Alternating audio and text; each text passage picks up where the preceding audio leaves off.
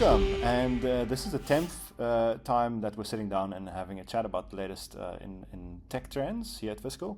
And today I'm joined by John, our systems lead, and we're going to be chatting a bit about the HubSpot Cin7 integration, because I know we've been working with that recently. Thank you for joining me today. Thank you, Heiko. Looking forward to it. All right, let's jump right in. So my first question to you is, so between Cin7 and HubSpot, how do you decide which should be the source of truth for customer and sales data? I would say currently with the HubSpot integration of where it's at, it might be a controversial take, but I would say Cin7 should be your master data source of all your customer data. Obviously, you can split that out by your sales channel, i.e. if you're just doing wholesale or B2B type of sales, then definitely you can let HubSpot drive your customer base for that. And then sales data, wherever it originates, so I would keep Cin7 as the master data source there. Okay, yeah, that makes sense. All right, so then maybe name some common mistakes that you might have seen when teams try to connect it to HubSpot and Cin7 without getting expert help. Yeah. So the biggest thing I've seen is more on the expectation front of the integration being like fully bidirectional, 100%, everything works all the time, which unfortunately at the moment it's not the case. It's actually you need to toggle the two. So you can either import everything or you can export everything. But again, keyword being everything. So you can't choose a specific sales channels or have specific filters in place or anything like that. So if you originate in HubSpot, it might be a good idea, then everything can come through, right? But if you have a Shopify connected or maybe a Cin7 point of sale or something and all of that customer data comes in, maybe you want that in HubSpot, maybe you don't. I won't be the one to judge. I wouldn't necessarily migrate all that data to have specific marketing targets or whatever, right? And then let HubSpot drive all of that customer data into Cin7 itself. And then what I usually then see clients do is on the mapping level. You can choose, is it so you have a customer level and a contact level, so parent and child, if you will, and then HubSpot has the company and customer level, or contact level. So there's a small setting there to say ignore if it doesn't have a company associated to it or not. If you don't toggle that on, obviously scenario specific, but if you don't toggle that on, like some of the data just won't sync through, or you'll have mapped customers to contacts to companies. Oh wow, okay. Yeah, the example would be if you have like a business with multiple brick and mortar stores, all the brick and mortar stores might place their orders right through you, but the billing company would be the brick and mortar holding company. So if you don't map that correctly, you're either going to sit with 50 customers in Cin7 and all different levels, so you're billing the wrong person and you're shipping to the wrong one and so on, or vice versa, is you accidentally shipping everything to the holding company and nothing actually happens. Oh, wow. Yeah, so very important setting to toggle. Wow, okay, that's very important to consider.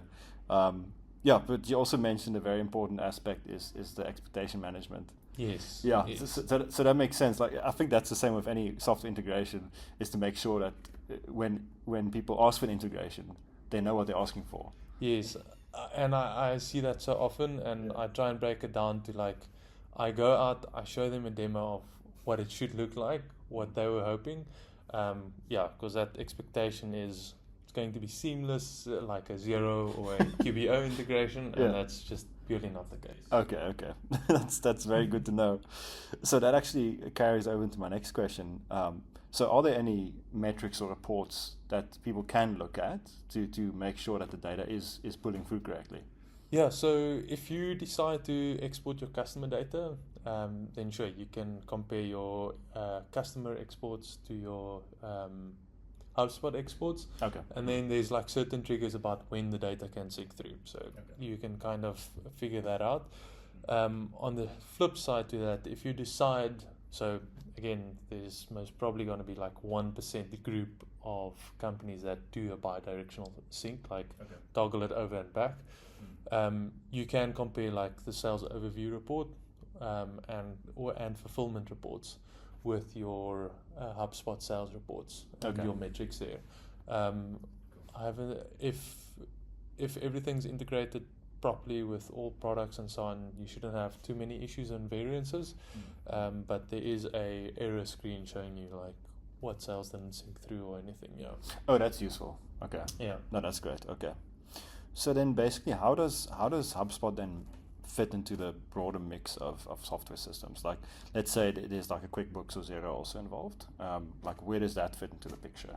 Okay, good question. So I would have, obviously, if I have a dedicated sales team, I would have, and selling wholesale or B2B, I would have the team just capturing all leads and statuses within HubSpot itself, letting that data, customer data, sync through to Cin7.